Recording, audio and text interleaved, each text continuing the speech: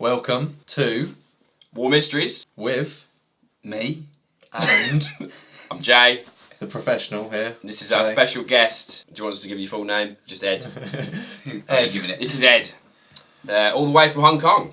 This week we are looking into a potential conspiracy. Very interesting. Something that Love a good conspiracy. everyone loves a good conspiracy. So December 7th, 1941. Who knows what happened?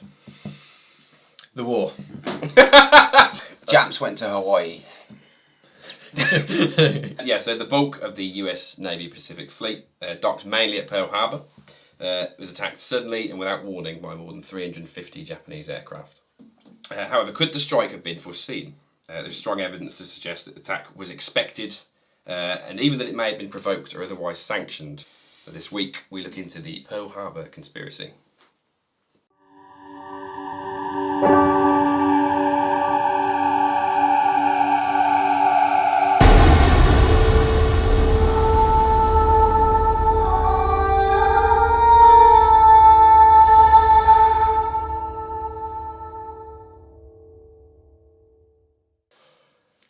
A bit cold here today. The height of the British winter. Warm up. Warm up with a nice cold beer. So when Japan signed the Tripartite Act, right? The pact, rather. I will have to record this. Just cut.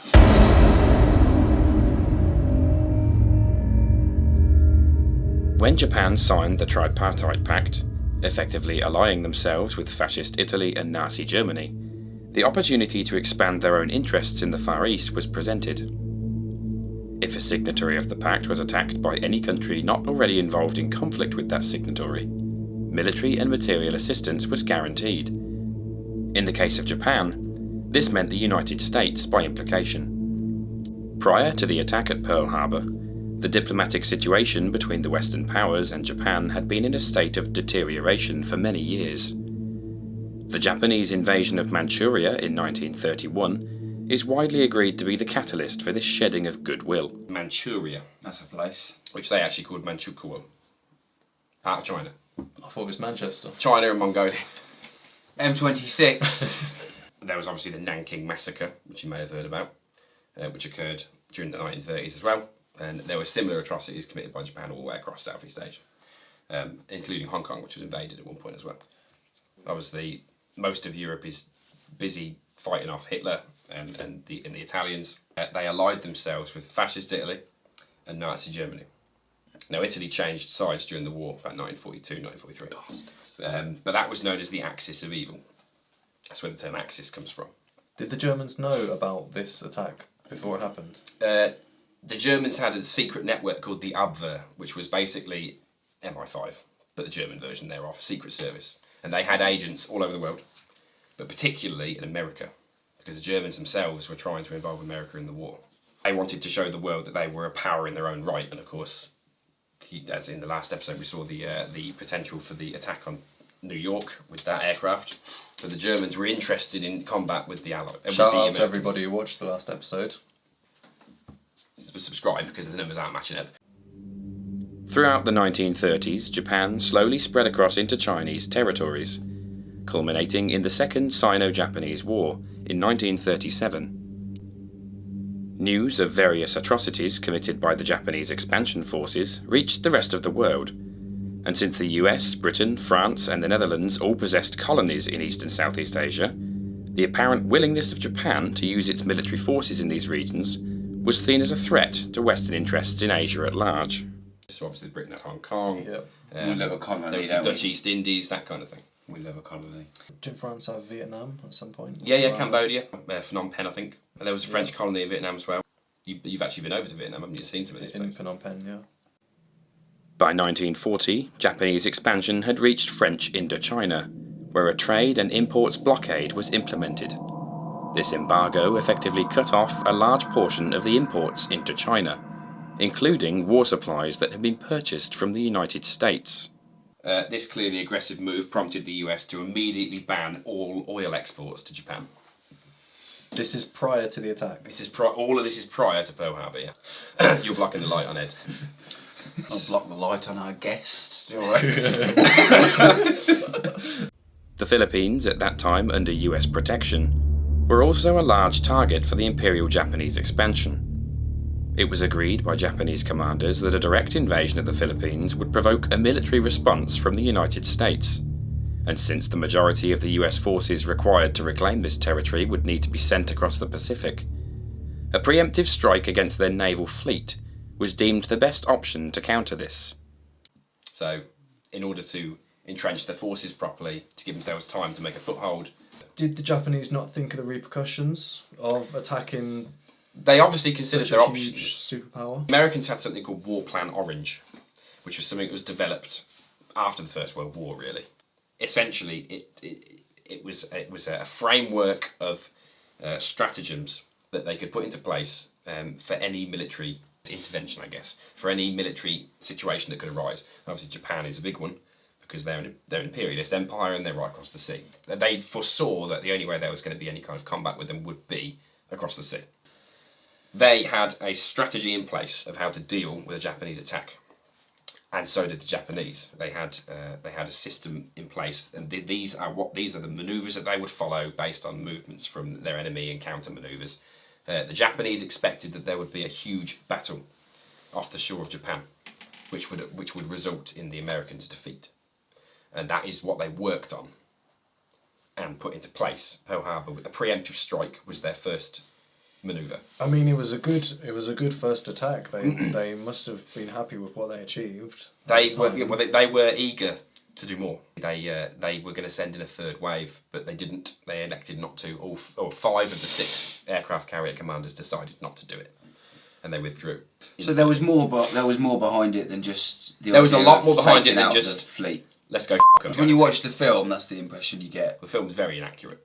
For starters, the P-51D Mustang was not actually involved in Pearl Harbor.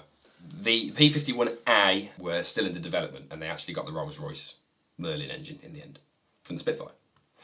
So they were exported, and they were built by American companies and fitted to these, and it became a formidable plane, but it wasn't actually yet available, deployed. So, bullshit. Calling you out. We know you're watching. Saved really by Kate Beckinsale, wasn't it? Definitely watching. I also subscribe. So anyway, they attack, a preemptive strike, devastating strike against the US forces. The naval fleet, all in one place, conveniently, would wipe out their ability to come across the sea. Conveniently or suspiciously? It would transpire that their aircraft carriers, which the US actually at the time didn't deem to be that worthy, battleships at the time were seen as the capital ships of the fleet. They were what could do the heavy damage. They were the ones that had the greatest tonnage. They could carry the greatest weaponry. But it's actually Pearl Harbor that changed that opinion for all navies. This background of distrust and crumbling relations ultimately set the scene for the devastating attack. Is that gone? They're only little, aren't they? They're only little. Only little. That's the problem. It's 330 mil. A Coke, you won't be saying that's only little, pounding 2 away in such little time. Sorry, Dad. Can I keep my hand on him for the rest of the show? So, having already No, you're quite right, Ed. Just to carry on. Thanks. I don't want to make you feel bad. Can we show it? Right, no, we can't show it. Put it down. Get rid. We have to do deleted scenes. And back to the war. Having already cracked the Japanese secret diplomatic cipher, codenamed Purple, the American government was aware of the evolving situation with Japan, even going as far as deploying the bulk of their Pacific fleet to Hawaii, knowing it would exert a restraining influence on Japan. So they knew that there was something going on in Japan. Not necessarily that they were going to attack, per se, or perhaps they did, which we will look into later. But they knew that if they deployed a show of force in Hawaii, which is reasonably close to Japan, when you think of where the rest of the Americas are, Yeah. it's a staging point. They knew it would have a restraining influence on them if it concerned them. Anyway, so this background ultimately set the scene for the attack.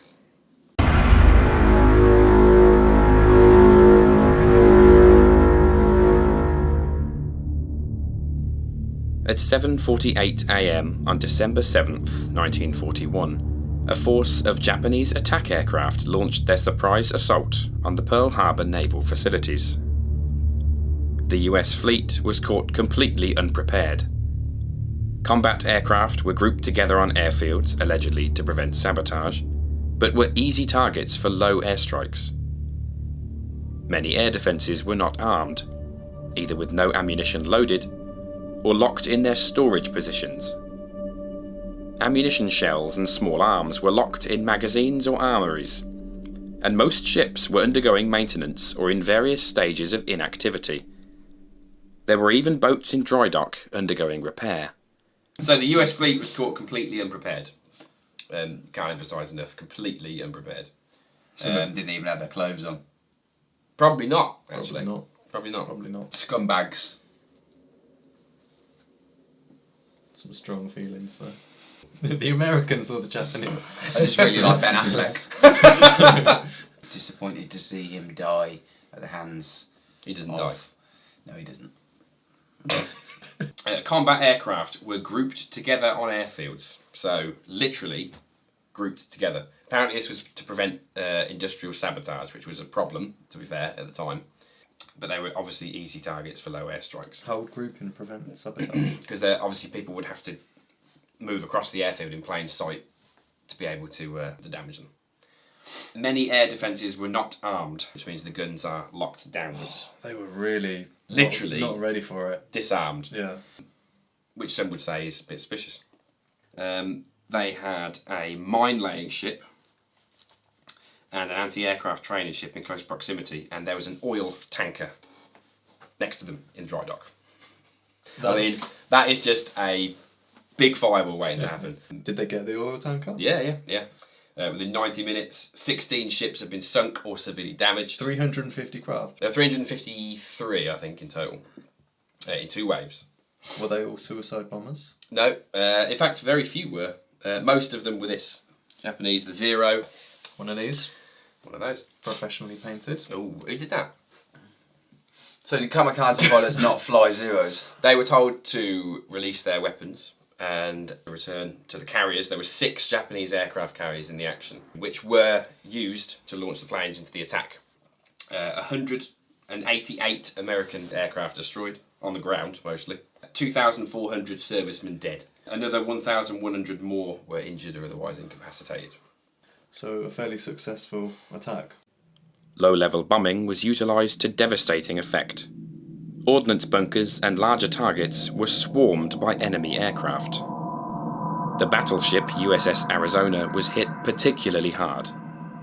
During a fierce attack from Japanese aircraft, one of the bombs released from the planes exploded inside the ship powder magazine, which caused a catastrophic explosion, rupturing the inner and outer hulls. The ship sunk very quickly afterwards, and 1,177 officers and crewmen, including Rear Admiral Isaac Kidd, were killed as a result. So it penetrated the hull and exploded inside the magazine. Jeez. Which obviously caused an enormous explosion, ruptured the inner and outer hulls. Didn't quite a lot of them just keel in the harbour? A lot of them took on water, yeah. They didn't sink, did they? They just turned upside down. The actual depth of the harbour meant that the boats, most of them just keeled over. Ben's changed the word. I think Harrison bought it. So that is the Arizona exploding. We'll put a picture up for our viewers, of course. That's after the magazine exploded. Look at that. Over on that page, that's the California over here and the Oklahoma there, both of which were sunk. So they lost. They had their flagships. They had 8 battleships in dock. The Japanese sunk all of them. 8 battleships this size? Yep. Pennsylvania class, I think, were bigger, of which Arizona was 1. But to be fair, 6 of them were later resurfaced and used in the war. Really? Yeah. So they actually managed to get 6 back up. But the Arizona is still at the bottom of Pearl Harbor. So there's still bodies down there. Skeletons. That's the one they got the armoury. Yeah, when they hit the magazine. Is that a lucky coincidence for the Japs? It was just a good shot. There was an admiral on board, Admiral Isaac Kidd. He was quite a famous officer. He was actually killed when the magazine exploded. But until that point, he was on an anti-aircraft gun, and he didn't leave it. He was there until he died, and it sort of rallied the men. You know, 1,177 men were killed on that one boat. That's nearly half the death toll. On this On one the boat? Arizona. Oh.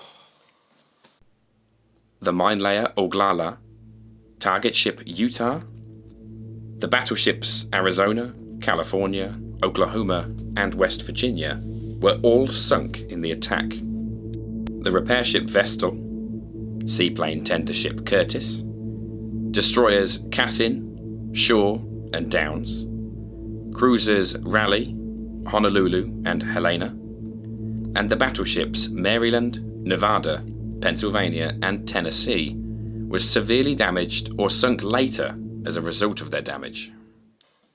16 ships in total. There were obviously a couple that were in dry dock being repaired, but peacetime. It's peacetime.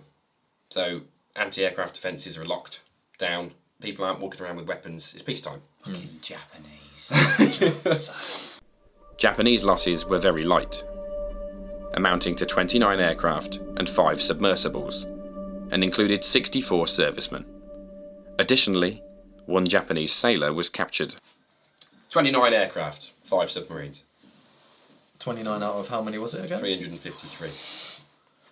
Of those What's aircraft... that as a percentage? And then as a fraction? Less than 10% of their force was damaged in the attack.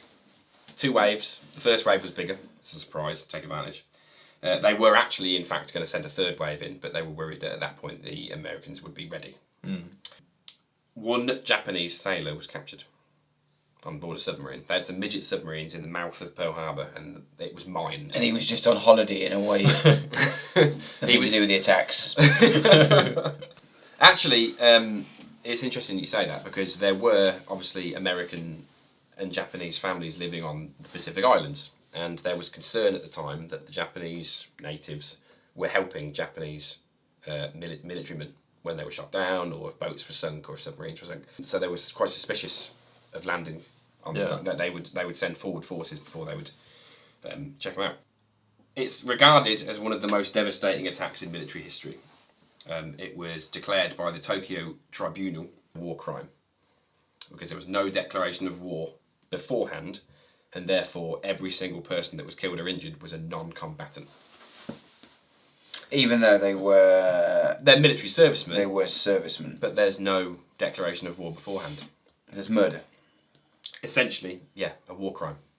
Sushi lovers. I'm just thinking how many more he's going to come out with that. And was there a conspiracy? You've read the script.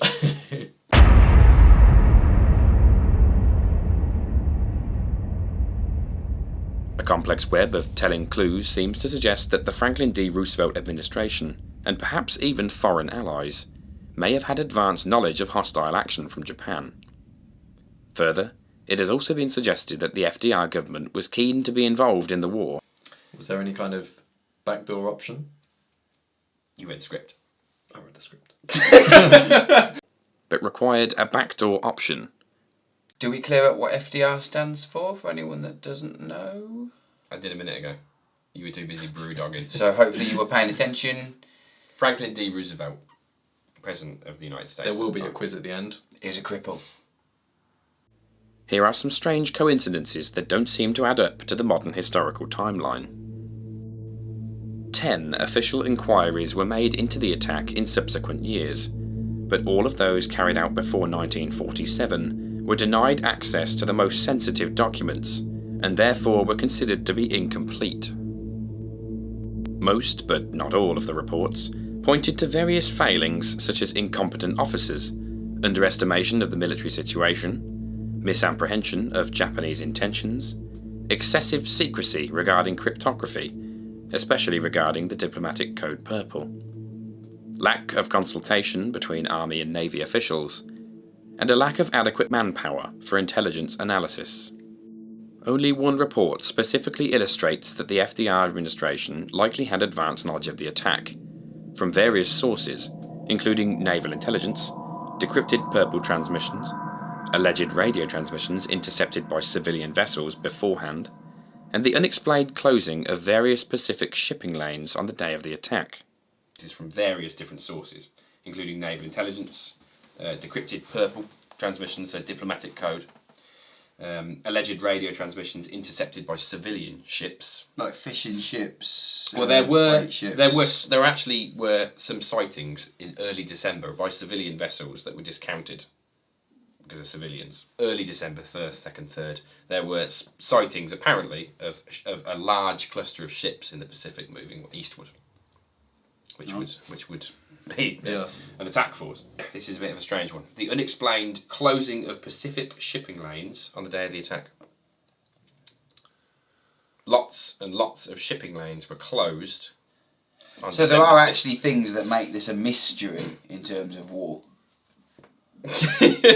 Well, it's the idea that the attack was either expected or known about beforehand, and the information just wasn't passed to the base. That's a base. little bit like the Pentagon being empty. When Yes, the plane crashed when- into on it. 9/11, yeah. Suspicious. Probably not pick up the empty one. Oh, So have a smell of cigarettes. He's pulled the pin. I pulled the pin. Well, that's it. It's a 5-second fuse, isn't it? We're f***ed. Yeah, why have we got a grenade on the table? Because it's war. Yeah, but mysteries. There's nothing mysterious about that, other than how it turned up in our house and why it's on our table. The official standpoint of the FDR administration before Pearl Harbor was that of neutrality. American citizens were overwhelmingly against another war, especially with the ghost of the Great Depression still fresh in mind. Roosevelt himself even stated, "I've said this before, but I'll say it again. Your boys are not going to be fighting in any foreign wars." Interestingly, the use of the word foreign here may not be quite so innocent. As saying- in, World War II is not our business. Essentially, yes, but foreign wars. So obviously, the Germans have declared war on Europe, but not America. The Japanese haven't declared war on America. Obviously, they were allies with Britain and other countries at the time, But they were neutral. but they were neutral, separated by a bloody big ocean. The US Lendlease program began in March of 1941, officially ending the alleged neutral status of the US in World War II, in stark contrast to the official standpoint of the government at the time. The US Lend-Lease program, which is essentially the ability to purchase aircraft, military vehicles, weapons, ammunition, Lend-Lease, mainly aircraft to be fair, including the Mustang down there eventually, began in March of 1941. Really? Yeah. So obviously the Americans aren't in the war yet, but they're supplying arms. They're to making Allied money States. from it. Yeah, they're making money and they're For supplying 4 or 5 arms. years. They're happy to make money from it, Exactly. but they don't want to get their hands dirty. Roosevelt also enacted, around the same time, early 1941, what were called neutrality patrols in the Atlantic. Actual patrols. Patrol ships that were sent out effectively to provide protection to shipping, whatever nation it may come from submarine attack, i.e. German U-boats. So general shipping. Yes. Stock. They were food. ordered to report any sightings of U-boats initially. That soon changed to shoot on sight any U-boats seen to be attacking. Now this is any shipping. That was the clause. Any shipping in the Atlantic between America and wherever it's going, if it's attacked, they defend it. There would have been a lot of shipping. Yeah, a hell of a lot. The Germans knew that the British were getting assistance from the Allied forces. So from France, all right, but they were all obviously occupied. So one of the biggest contributors would be America. Well, the Germans poured endless resources into damaging the intake of supplies into the United Kingdom. Yep, because they knew that's where we were getting most of our arms from at the time. So by default, if you start attacking German boats, you're then a belligerent in the war. So not quite as neutral as they may have wanted people to believe. On October 7th, 1940, Lieutenant Commander Arthur H. McCollum of ONI, the Office of Naval Intelligence, submitted a memo to 2 Navy captains, stating 8 different detailed actions that might have the effect of provoking the Empire of Japan into attacking the US in some fashion, including the notable line, If by these means Japan could be led to commit an overt act of war, so much the better. This included closing the Panama Canal to Japanese shipping, which would affect their imports and exports. Massively. Yeah, Japan relied heavily on America for oil. They only had 2 years of bunker oil left when the Americans discontinued their oil exports. Denial of service, so telephone services, things like that. The idea being that if Japan attacks America, Japan are the aggressors, and the Americans Can effectively enter World War II. Yes, and obviously once the tripartite pact comes into play, Germany and Italy will declare war on America. America then goes to Europe. The war involves America. And it's made to look as though it was an outside influence as opposed to American policy. It's pronounced Oni, Only. not just one. O-I. ONI. Yeah. Office of Naval Intelligence. Cut that out, don't. We'll cut that. Because it's an eye. We'll keep it in, or 20 quid. By involving Japan in a conflict and by forcing them to commit the first move, American intervention in Europe would be all but inevitable, a long debated goal of the FDR government. By showing Japan to be the aggressors, the US could legitimately claim its right to defend itself, a notion the public would endorse. Because they would see themselves as having been attacked. And they did endorse it. And they did endorse it. War bonds. There was a huge drive for troops. Obviously, they were leaving New York. Obviously, they assisted in Operation Overlord, aircraft. There were men involved. Well, they were part of the Fout Market Garden. I Yes, think, Market as well. Garden, yeah. Additionally, despite the fact that the Tripartite Pact did not specifically allow for aid in the event of aggression on part of the signatories, Japan was effectively allied with Italy and Germany by mutual agreement anyway, and these countries would therefore regard the US as a hostile nation by default. It's serendipity, really. It is, Because I can't see how the Italy or Germany could have staged any substantial attack on America. Well, it's meaningless, isn't it? Although, obviously, the Germans did find ways to get to America, in theory. The Italians, well, they were turncoats, weren't they? They changed their sides. And this as well. Of course, the U-boats, which were patrolling the Atlantic, and, of course, going to Japan, as we know. There was a lot of diplomatic negotiation going on. The Japanese obviously were invading China already, and the Americans didn't like it because they had interests in China, as did the British and the French. So they were demanding that the Japanese withdraw from China, and that was where the final communiques were sent. The Japanese were invading everywhere, weren't they? They were all over Southeast Asia. It was going to be part of their greater economic sphere, apparently. They wanted to lead the future for Southeast Asia free of Western influence. Led by Japan, but as part of a kind of a collective movement of goodwill among nations. Indonesia, China, Cambodia, Vietnam, Korea. Were they potentially anti-America? Well, more anti-Western, which, as you may know, living in the region, is probably a notion that still is prevalent today. It is a bit. Hong Kong has a slightly different attitude, I guess, because it was owned by Britain until 1997. At first, they were definitely anti-Britain, and then I think they realised, actually, we're not so bad. Yeah. China is very anti-Western. Yeah, you hear about it all the time over here, don't you? China is very, very anti-Western. And they have, I know in their textbooks for schools in China, they have things that say how democracy is bad and that you don't get anywhere with a democracy, and that the Western world having democracy is just like less than China's system. Which is socialist out there. Yeah. It's an attitude that has been around for a long while, I suppose. I mean, it was hundreds of years before China opened their ports for worldwide trading. Anti-Western has sort of bled into their society. Yeah. It is understandable to an extent that many thousands of years more history. But this is the kind of it's the kind of background that it all grew from. So it wasn't just an attack. It wasn't just something that they decided overnight. There was a huge build up to it. Can we concrete the mystery a bit before the end of it? It's not so much a solid mystery as it is potential conspiracy. Potential conspiracy, yeah. So it's part of the potential conspiracies they've got a channel. War potential conspiracies. That's not going to work. That's not catchy. How long did it take you to come up with that? Need to change this for a start. Yeah. Potential at the top. Potential war mysteries. I'm not doing that. So December 8th, the US declares war on Japan. The next day. And that was a consensus in the Senate. That was pretty much an immediate It was response. just going to happen, wasn't it? And 3 days later, Italy and Germany declare war on the US. Is there any particular reason it took 72 hours? Probably distance. Usually a declaration of war is sent via... They didn't have email, did they? You could email them and then get it straight away.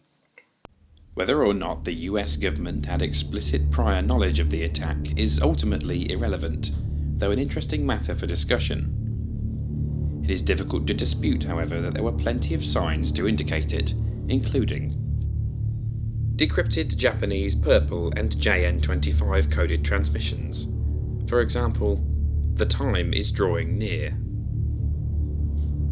Warning messages of potential Japanese action sent to all US Pacific Army and Navy commands in November of 1941. A lack of Army patrol aircraft, specifically B-17s and B-24s, which had been allocated to Britain and the Philippines, leaving only limited numbers of Navy PBY planes to patrol the area. Lack of a purple cipher machine at Hawaii, meaning the base was heavily reliant on Washington for intelligence. All Pacific commands, excluding Pearl Harbor, having taken adequate measures to patrol and secure their facilities, yet Pearl Harbor housed the bulk of the Pacific Fleet. Most critical, however, were documents pertaining to the attack, particularly those involving Japanese naval fleet movements and orders in late 1941, which have not been made available to the public, even under the Freedom of Information Act.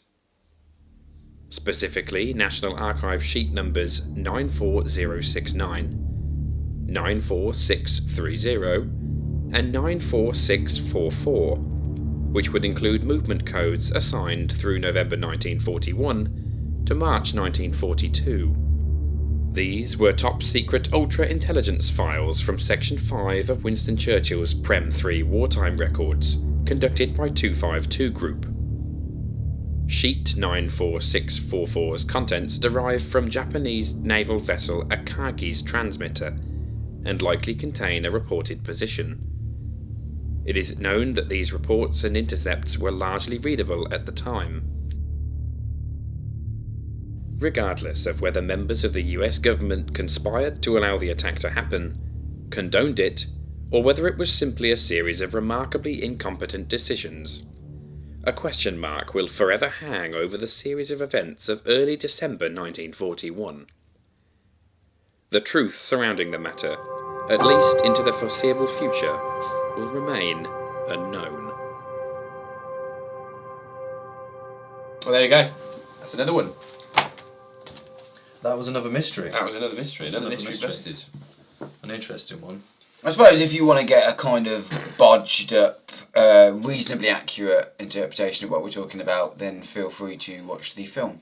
No, not really. No. Not accurate. Japanese, to start with, you can Looks see, good. Do we have an alternative that we can recommend? This episode of War Mysteries. Yes. Is the Or best this, alternative. Yeah, of course, obviously, we're To the film. busting mysteries. Pearl Harbor. Yeah. It may well have been a conspiracy after all. And as a result of being a conspiracy, became a mystery. What do you guys think?